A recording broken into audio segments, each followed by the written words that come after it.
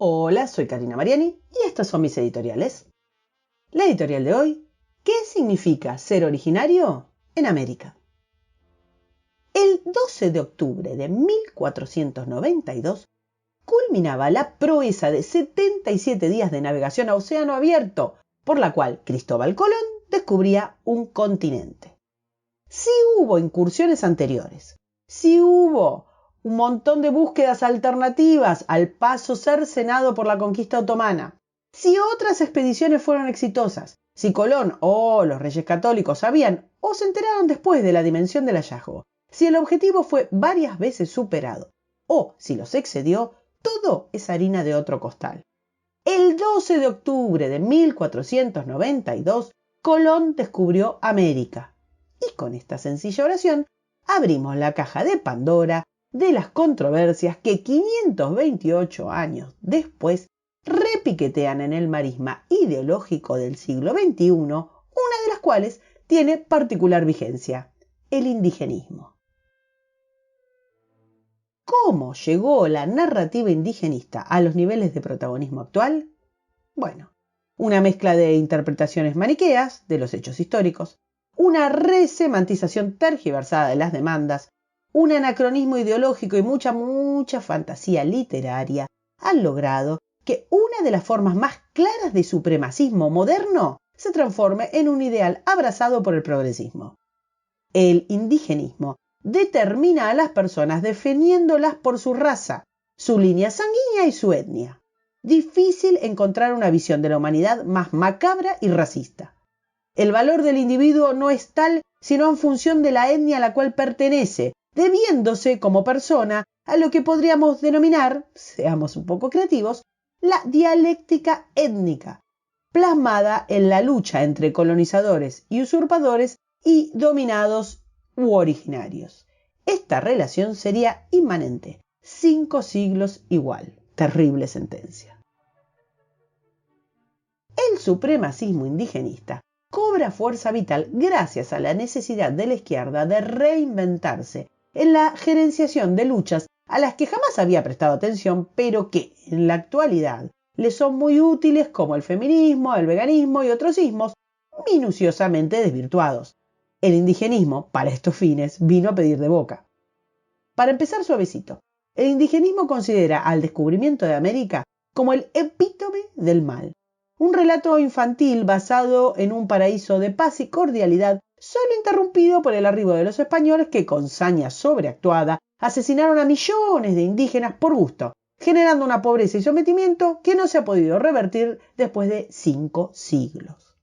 Esta reescritura de la historia tiene, para empezar, un claro componente racista, ya que niega la fusión del nativo con el europeo, que fueron la cuna de la sociedad criolla de la que somos, los americanos, orgullosos frutos, y fomenta el desprecio al mestizaje. Pero a la vez es una visión profundamente xenófoba en la medida en la que exalta el pasado precolombino y denigra sistemáticamente la historia, cultura y civilización producida precisamente durante estos 5 siglos en los que nos forjamos como sociedad.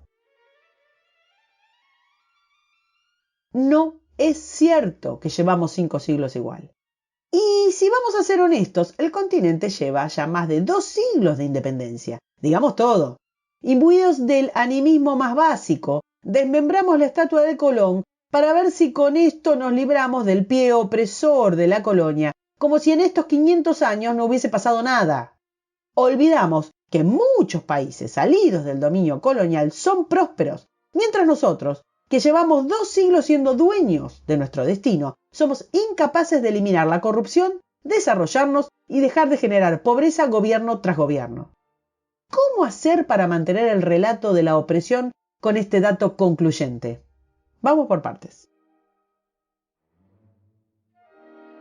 No existe manifestación política o cultural que no cante loas al mundo precolombino. Prolífico en neologismos, el ideario progresista ha dado en llamar pueblos originarios a los autóctonos y a sus manifestaciones cívicas, volviendo la palabra indios un insulto a sus oídos de corte gravísimo. Lo que el relato indigenista se niega a admitir es que los indios son tan protagonistas de la conquista como los propios españoles. Colón nada hubiera logrado sin el apoyo de los taínos. Cortés hubiera sido insignificante frente a los mexicas sin la ayuda de los tazatecas, y Pizarro jamás habría conquistado una piedra sin los tayanes, los huancas y los chachapoyas. Y los pueblos indígenas que se aliaron a los conquistadores no eran idiotas encantados por espejitos de colores, tal como reza el relato paternalista, sino que se unieron a los españoles porque eran salvajemente esclavizados y asesinados por los caribes, los aztecas y los incas. Se trató de supervivencia, tan humano instinto. Los grandes imperios precolombinos eran salvajes conquistadores, y su caída fue el producto de una selección cualitativa de las comunidades dominadas, sumada a la superioridad tecnológica y cultural de los vencedores. El modo de vida precolombino tenía construcciones, conocimientos astronómicos y matemáticos muy importantes, ciudades con administraciones complejas, pero el desarrollo humanístico no superaba la ley del más fuerte y el derecho absoluto del vencedor sobre el vencido. Su expansión era a merced de guerras de dominio, el sometimiento de los más débiles, impuestos agobiantes y deportaciones. Las comunidades amerindias se sostenían en base a conflictos donde unos pueblos aniquilaban a otros. La esclavitud era una institución aceptada, y las mujeres y los niños eran objeto de intercambio y sacrificio. La abrumadora documentación arqueológica que respalda estas afirmaciones debería dejar de lado toda duda. La conquista fue un proceso complejo, heterogéneo y acorde a los parámetros históricos, que hoy nos resulta escandaloso, está bien que así sea, pero donde el poder se dirimía en base a esos parámetros, y el sometimiento resultante no puede reducirse a víctimas y victimarios, sino a ganadores y perdedores. Los imperios precolombinos avanzaban sobre territorios y pueblos al igual que lo hizo el Imperio Español. La diferencia no es conceptual, sino tecnológica. El choque cultural fue abismal.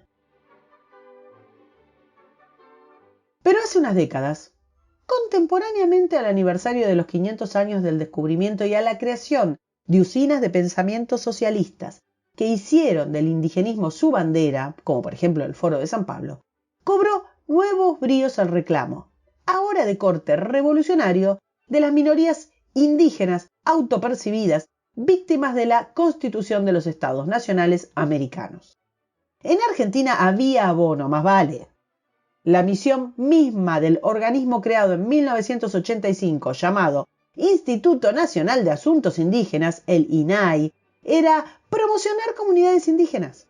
Sobre llovido mojado, la siempre desastrosa reforma de la Constitución Argentina de 1994 incorporó derechos y tratados que eran una bomba de tiempo, reconoció preexistencias inefables y abrió la puerta a kioscos administrativos e inmuebles cuyo límite es el cielo. El kirchnerismo, conforme a su suscripción ideológica, levantó este pañuelo. A partir del año 2006, leyes relativas a la propiedad y distribución de la tierra abrieron una escalada de reclamos. Los organismos internacionales, en paralelo a las usinas de pensamiento ya nombradas, iban en consonancia con dichos movimientos, y así las cosas, nuestra conflictiva actualidad indigenista no debería sorprendernos. El Convenio 169 de la OIT de 2007, que da andamiaje jurídico a los reclamos que ponen en riesgo la integridad de los gobiernos y de los estados, también contribuyó a esta argamasa. Los ingredientes estaban ahí, solo había que batirlos. Hacia el año 2017 ya es innegable el conflicto mapuche en el sur argentino. El accionar de estas comunidades es siempre violento. A algunas de sus violencias nos fuimos acostumbrando: ocupación de tierras, corte de ruta, imposición de peajes. Pero los secuestros, robo de ganado, asesinatos, torturas y enfrentamientos armados no tardaron en aparecer. Chile sufre esta violencia en paralelo con organizaciones que reivindican la lucha armada en ambos países, y de donde surge una peligrosa deriva, la pretendida nación mapuche, que reclama un pedazo de Argentina y otro de Chile para construirse. Estas organizaciones serán violentas pero no pavotas. Lo que pretenden es quedarse con pozos petrolíferos, zonas turísticas excelsas y bosques de alto rendimiento. El supremacismo mapuche no difiere en su filosofía de otros movimientos similares. La dialéctica indigenista es integrista, proverbialmente unicultural y anticapitalista. No todo indigenismo es segregacionista, es cierto, pero desde ya no responde a los parámetros occidentales de democracia liberal. Se despegan del mundo moderno, demandando privilegios, pero negando mayoritariamente los beneficios de la modernidad a sus hijos, cosa que coloca a las nuevas generaciones a tiro de un retroceso cultural que antagoniza con avances científicos y tecnológicos que pudieran interferir en sus visiones ancestrales. La cuestión mapuche es la manifestación más escandalosa de esta filosofía y ciertamente la más acorde a la herencia del terrorismo marxista, de la que hoy toman prestadas metodologías, dirigencia política y formas de financiación. Por eso, no viene al caso discutir si los mapuches estaban o no antes de la constitución de nuestra nación argentina. Tampoco viene al cuento de las demandas indigenistas distinguir qué tribu masacró a otra, cuál anexionó a quién, ni si los separatistas violentos de la nación mapuche vienen de Chile o del espacio exterior. Es más, resulta soberbiamente peligroso determinar la originariedad de unas u otras comunidades sin abrir de este modo las puertas a nuevos reclamos segregacionistas y dele pegarnos tiros en los pies. La cuestión acá es dejar de legitimar el indigenismo como víctima de nadie, porque eso nos convierte a los no indígenas, que vaya uno a saber cómo se determina eso, en victimarios, y esa es la falacia a desmontar.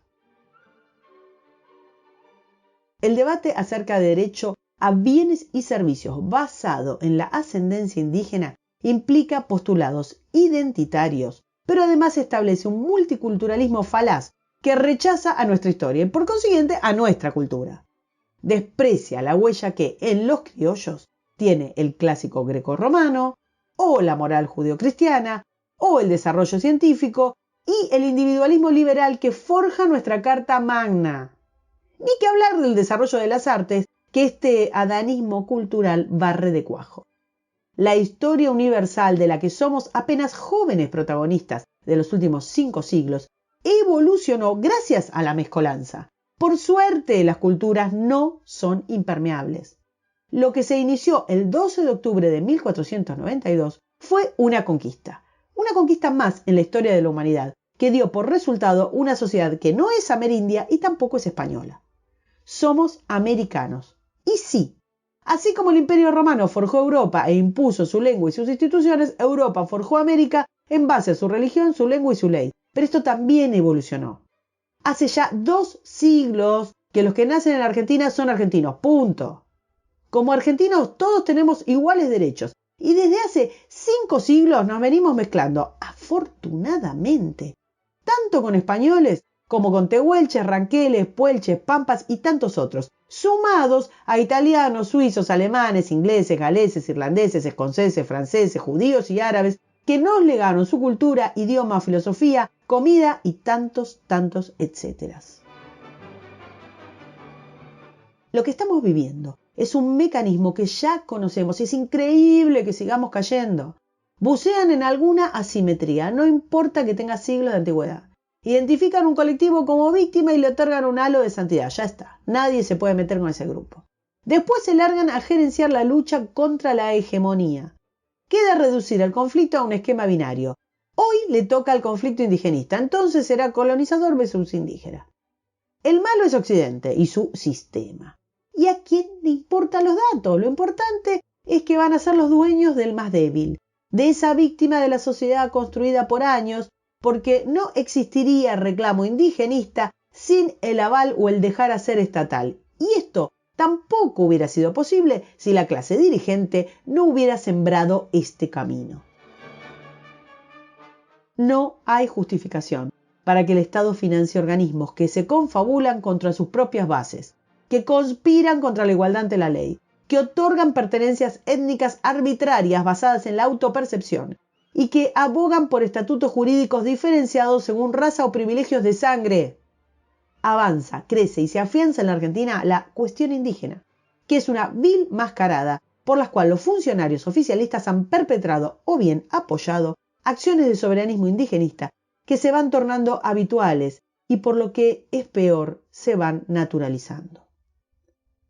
También el 12 de octubre, pero de 1880, asumía su primera presidencia Julio Argentino Roca, luego de haber sido uno de los protagonistas de la campaña que terminó con los varones indios, que asolaban constantemente a las poblaciones, que tomaban cautivos para matarlos o esclavizarlos, y que secuestraban, violaban y vendían mujeres. Se inicia la época más próspera con esta presidencia de nuestro país, que situó a Argentina entre los mejores países para vivir. Por eso vinieron a poblar Argentina oleadas de inmigrantes que construyeron la auténtica multiculturalidad de la que somos producto.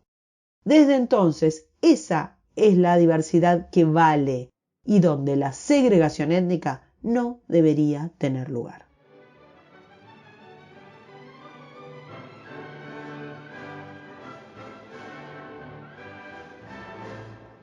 Para escuchar las editoriales del domingo, suscríbete, compartilo, me gustealo y nos vemos en la próxima. Gran abrazo.